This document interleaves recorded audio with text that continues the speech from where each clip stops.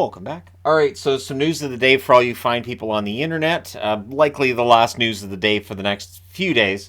But I will still be producing content Christmas Eve, Christmas Day. I'm still here. I'm still going to be producing content. So don't be surprised when videos are still getting posted, likely at about the same rate. So, starting off with Mason Shaw for the Minnesota Wild. He has been suspended. Yep, for that knee-on-knee last night against Svechnikov, the one that Shaw kind of took the worst of it. He still gets 2 games for that. So, it was a 5-minute penalty. They reviewed it. They said, yep, it's 5. They threw him out of the game, and player safety looked at that and said, that's dangerous. And it is. When you throw a knee-on-knee, and as I said, Shaw kind of took the worst of it in that situation, you could really mess up somebody's career.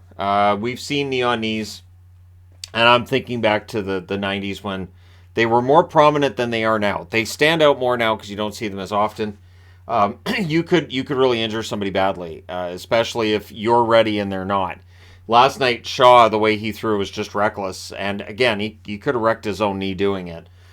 So, yeah, he'll be out for the next couple. Good energy forward for Minnesota. Can't have that in his game.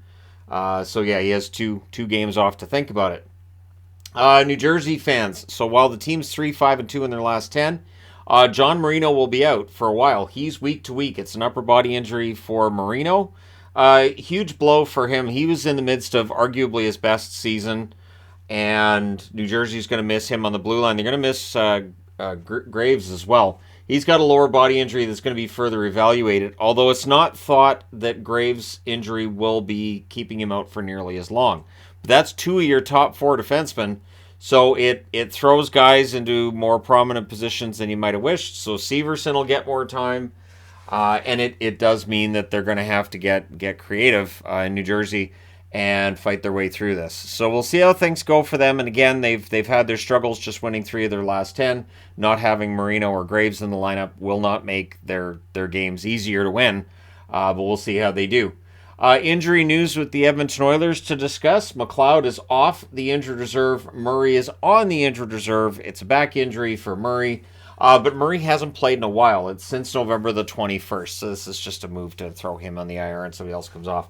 But he hasn't played for a while anyways. So in the case of Ryan Murray, he's only played 13 games so far this year. He's been known to have injury problems before. And he's there again. And so hopefully he's healthy sooner than later. At least it's not LTIR with Murray. So we'll see how long he's out.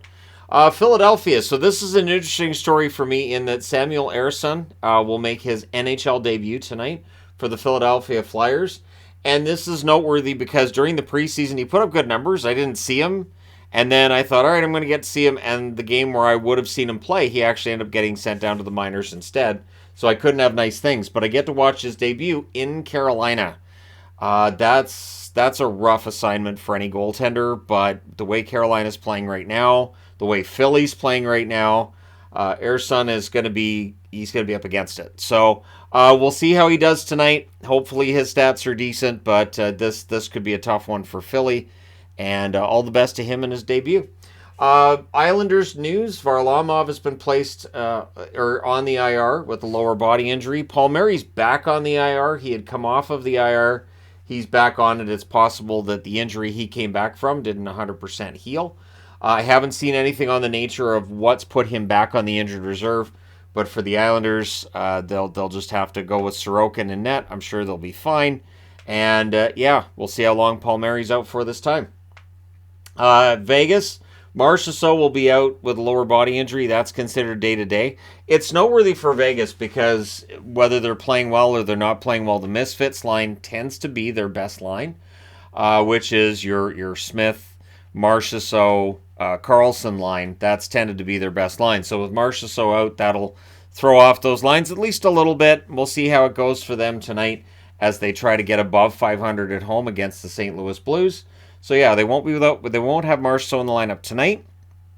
Since it's day-to-day, it's possible with the 3-day Christmas break that by the time we reach the 27th, he's fine and he's able to come back. There are some teams that are very grateful for this 3 days off that's taking place right now.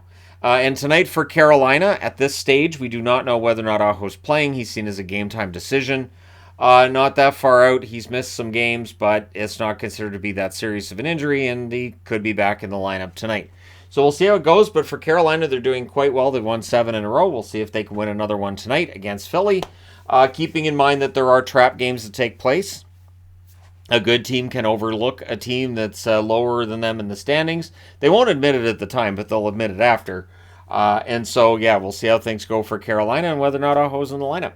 So let me know your thoughts in the comment section below, as always. Yep, pretty quick video here today. Don't forget to hit like and subscribe if you're browsing your way through. You just happened upon this video. Thank you guys so much for watching, for all your support. I will talk to you again soon.